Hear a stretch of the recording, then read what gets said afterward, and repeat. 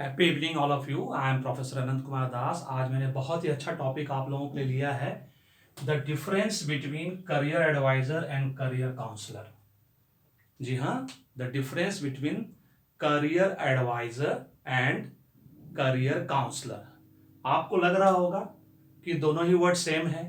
Counsellor का काम adviser वाला काम है, एडवाइजर का काम काउंसलर वाला काम है। बिल्कुल नहीं है। एक एडवाइजर और काउंसलर में जमीन आसमान का फर्क होता है। मैं एक करियर एडवाइजर हूँ। मैं अपने आप को कभी भी काउंसलर नहीं बोलता हूँ। आज मैं 20 सालों से करियर एडवाइस कर रहा हूँ बच्चों को, है ना, as a career adviser, never as a career counsellor. आज मैं आपको दोनों के बीच का थिन लाइन डिफरेंस बता दूंगा, तब आपको समझ में आ जाएगा कि करियर काउंसलर क्या करता है, करियर एडवाइजर क्या करता है। ये आपको पता रहना चाहिए। हमारे देश में करियर एडवाइजर की संख्या सिर्फ 1% है, ये आपको याद रखना है।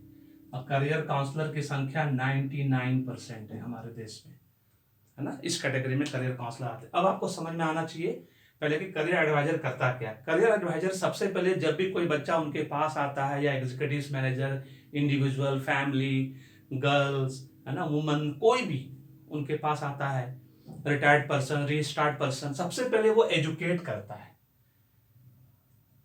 सबसे पहले क्या करता है, एजुकेट करता है कि आप क्या हैं, आप कौन हो, आपको क्या चाहिए जीवन में, है ना। पहले वो एजुकेट करता है। उससे रिलेटेड कॉलेजेस, कोर्सेस, एग्जाम के बारे में पूछता है, किस उसका इंटरेस्ट क्या है। सबसे पहले इसको हम लोग, एजुकेट का मतलब होता है करियर डिस्कवरी, और फिर टैलेंट मैचिंग होता है। ठीक है, गॉट इट, क्लियर। हमारा करियर काउंसलर भी ये काम करता है। पहला पॉइंट इनके लिए भी है, सेम एज, जिसको हम डू कह सकते हैं। यस, करियर काउंसलर भी एजुकेट करता है, उसके इंटरेस्ट को पूछता है, आप क्या जानते हो, आप कितने पानी में हो, ये सब करियर काउंसलर भी करता है। बहुत अच्छी बात है। कॉलेजेस, कोर्सेस, एग्जाम के बारे में बताता है।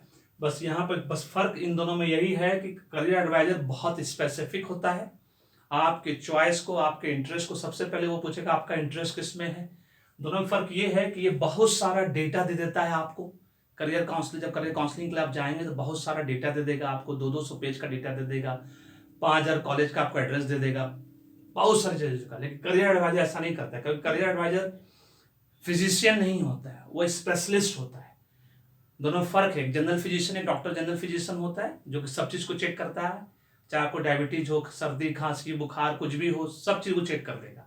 लेकिन जो एक चाइल्ड स्पेशलिस्ट है, एक गायनकोलॉजिस्ट है ना, हार्ट स्पेशलिस्ट है, तो स्पेशलिस्ट क्या होता है, वो एकदम स्पेसिफिक होता है। उसको पता है कि कौन सा कॉलेजेस में, कौन सा कोर्सेज, कौन सा एग्जाम में आप अपियर होगे, क्योंकि वो आपका ऑलरेडी असेसमेंट कर चुका है। आपके एजुकेट करने के टाइम पे वो जान चुका है आपसे इंट्रैक्शन के समय में कि आप कितने पानी में हो। उसके हिसाब से वो एकदम स्पेसिफिक टू द पॉइंट आपको 20 कॉलेज के बारे में बताएगा, 10 कॉलेज के बारे में बताएगा, मैक्सिमम हुआ तो 50 कॉलेज के बारे में बताएगा। और उसके हिसाब से आपको बोलेगा आप तैयारी करो। आपको या तो आप तैयारी खुद नहीं कर सकते, हम तैयारी करवा देंगे। That is called educate. दोनों ही एजुकेट करते हैं, लेकिन दोनों के एजुकेट में फर्क है। अब चलते हैं कन्विंस। पहला पॉइंट हो गया, दोनों ही लोग, करियर एडवाइजर भी कन्विंस करते हैं बच्चों को, करियर काउंसलर भी कन्विंस करते हैं, लेकिन दोनों का कन्विंसिंग में फर्क होता है। फिर से आपको समझना है, ये कन्विंस जो होता है बहुत पॉजिटिव होता है, पॉजिटिव तरीके से कन्विंस किया जाता है, इन्फ्लुएंस नहीं किया जाता है। और ये जो कन्विंसिंग होती है, करियर काउंसलर की जो कन्विंसिंग होती है, वो इन्फ्लुएंसिंग होती है। मतलब किसी भी तरह से आपको वो कोशिश करेगा कि आप किसी भी कॉलेज, कोर्सेस, एग्जाम में जो वो बता रहे हैं वही सही है, उसके हिसाब से आप एडमिशन ले लीजिए। आप maximum school, colleges, institutes, universities कभी भी गए होंगे, जो सामने डेस्क पे जो बैठी रहती है रिसेप्शन पे, चाहे वो करियर काउंसलर के रूप में और रिसेप्शनिस्ट के रूप में, आपने देखा होगा वो किस तरह से आपसे बात करती है। Maximum school, college, institute, university में सब ब्यूटीफुल, एलिगेंट, सोफिस्टिकेटेड लेडी को रखा जाता है जानबूझकर कि सबसे पहले तो आप उनकी सुंदरता को देख के मुग्ध हो जाएं, तो आपका दिमागी ब्लॉक हो जाएगा, आप कुछ पूछने लायक नहीं रहोगे। Very simple. तो उनको कन्विंस करना बड़ा आसान हो जाता है। फिर आप एक लेडी के सामने ज़्यादा बहस नहीं कर सकते, उनसे ज़्यादा क्वेश्चन नहीं पूछ सकते, क्योंकि उनको उसमें ट्रेंड किया गया है। बहुत ही अच्छा वॉइस एंड एक्सेंट ट्रेनिंग दी गई है, बहुत अच्छी इंग्लिश में वो आपसे बात करेगी, है ना। तो आपको लगेगा कि वाह, बहुत ही अच्छा माहौल में मैं आ गया हूँ। अंदर क्या है वो तो बात की बात है, इंटरनल क्या है वो तो बात की बात है। एक्सटर्नल अपीयरेंस जो होता है ना, कहते हैं ना, किसी की पर्सनैलिटी देख के आप बता सकते हो कि बहुत अच्छा आदमी हो, तो बात करने के बाद पता चलता है कि वो अच्छा है या बुरा है। तो वो इन्फ्लुएंस जो है, ये बाय हुक बाय क्रुक भी हो सकता है, डिपेंड करता है। करियर एडवाइजर जो है हीलिंग करता है। अगर आप 3rd डिवीजन हो, ठीक है ना, आप मान लो सिर्फ 5% हो, किसी वजह से आपका एजुकेशन रुक गया, तो वो आपको हील करता है, मतलब इंटरनल हैप्पीनेस लाने की कोशिश करता है। आपको वो बोलता है कि आप कर सकते हो, यू कैन डू, एकदम कर सकते हो। उसके बाद भी ऑप्शन है, ऑल्टरनेटिव्स अवेलेबल है, विकल्प अवेलेबल है, लेकिन ये जो है हील नहीं कर पाते हैं। ये लोगों को क्या करते हैं, कंफ्यूज करते हैं। फिर कंफ्यूज करते हैं कि आपके पास 3rd डिवीजन है, 50% मार्क्स है, आपका इंडिया में नहीं होगा, किसी कॉलेज में आप इंडिया में नहीं कर पाओगे। अभी कर पाओगे तो आपको डोनेशन देना पड़ेगा, मैनेजमेंट कोटा में जाना पड़ेगा, तो विदेश चले जाओ, विदेश में 25 लाख से 50 लाख के बीच में कोई भी कोर्स का आप कर सकते हो। तो इस तरह से आपको कंफ्यूज कर देंगे, वहां स्कॉलरशिप मिलेगा, ये मिलेगा, वो मिलेगा करके सारा कंफ्यूजन वहां से शुरू हो जाता है, जो कि करियर काउंसलर का काम है कंफ्यूज करना। और करियर एडवाइजर जो हील करता है, वो आपके तकलीफ को समझता है, वो आपको हील करने की कोशिश करता है कि आप इंडिया में ही पढ़ सकते हो।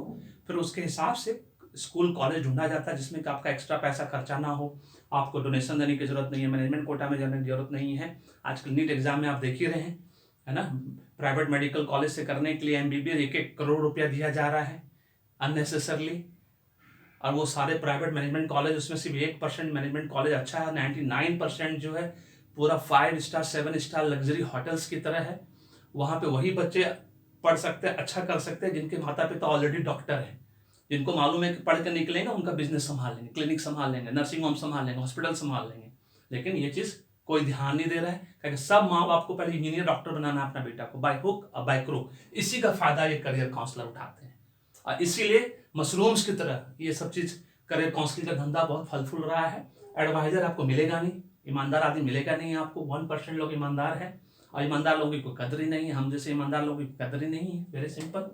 उसके बाद करियर एडवाइजर जो है ट्रेनिंग एंड डेवलपमेंट, आपको हील किया, और 3rd डिवीजन हो, सिर्फ पास की हो, तो किसी भी कॉलेजेस कोर्सेज एग्जाम को निकालने के लिए आपको जो रिक्वायरमेंट है, कौन सा एग्जाम पास करना है, कौन सा सब्जेक्ट पढ़ोगे, कैसे पढ़ोगे, वो सब बता के आपको ट्रेनिंग डेवलपमेंट का तैयार करता है और आपको वो पास करवाता है। लेकिन करियर काउंसलर आपको करप्ट कर देता है यहाँ पे, वो आपको ट्रेनिंग डेवलपमेंट की बात ही नहीं करता है, वो आपको सीधा ये बताएगा कि आपके पास कितना पैसा है, पहले वो बताओ, क्या बजटिंग है आपकी, आपको मैं कॉलेज में एडमिशन दिलवा देती हूँ, आपको इस कॉलेज में जाइए, वहाँ पे मैनेजमेंट कोटा है, क्यों बच्चों का 1 साल बर्बाद करोगे।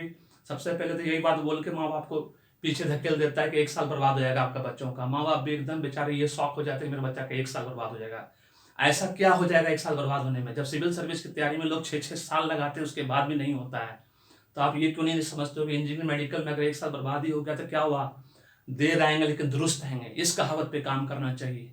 ये माता पिता को समझना है, उसी का फायदा उठाता है। आपका बच्चा प्राइवेट मेडिकल कॉलेज में चला जाता है, किसी भी कॉलेज में, मान लीजिए इंजीनियरिंग मेडिकल में चला गया, प्राइवेट कॉलेज में चला गया, वो मैनेजमेंट कोटा में चला गया, डोनेशन में चला गया, क्या पढ़ के निकलेगा।